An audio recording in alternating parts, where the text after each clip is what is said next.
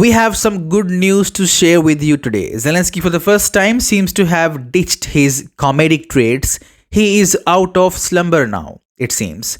Zelensky has taken a major step towards an all out surrender before Russia. Zelensky has signaled that he might consider a ceasefire with Russia even if Russian forces still occupy parts of eastern Ukraine. Now, this marks a massive shift in Zelensky's stance, as he previously insisted that peace talks could only happen if Russia withdrew completely and Ukraine's 1991 borders were restored. In an interview with Sky News, Zelensky discussed this possibility with journalist Stuart Ramsey. Ramsey referred to Trump, his incoming hawkish cabinet, and some reports that US may propose a deal with Russia gets the land it wants and Ukraine gets the NATO membership. Ramsey asked, Ukraine joins NATO but Russia takes control and keeps the land that it has to date. Would that be a possibility?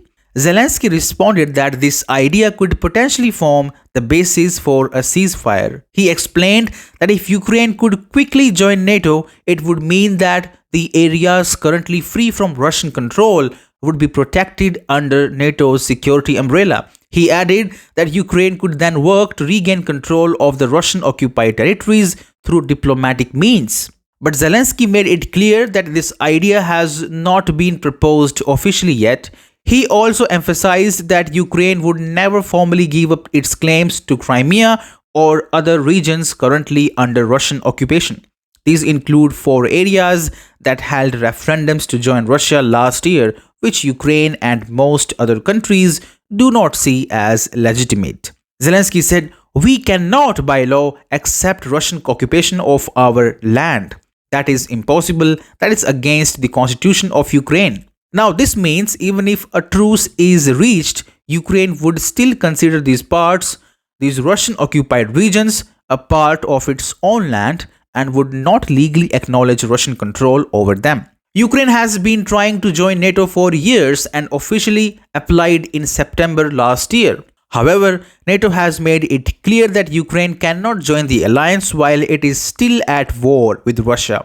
This is because NATO's rules require all member countries to be at peace, and bringing in a nation actively at war would risk dragging the entire alliance into the war. On the other side, Russia has its own conditions for peace.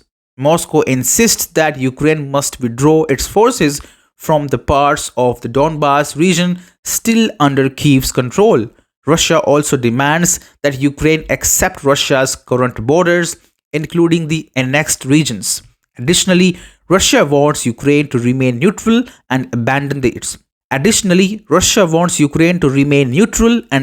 its plans to join NATO.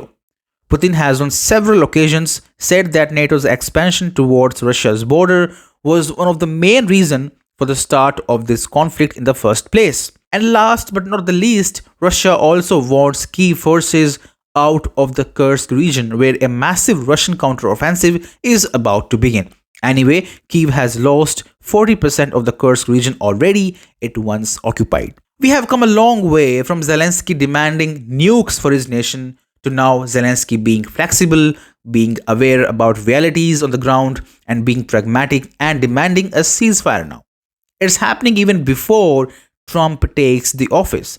And it shows if US wanted to end this war earlier, no force in the world would have stopped it. But no war would mean no money to fill the coffers of the military-industrial complex.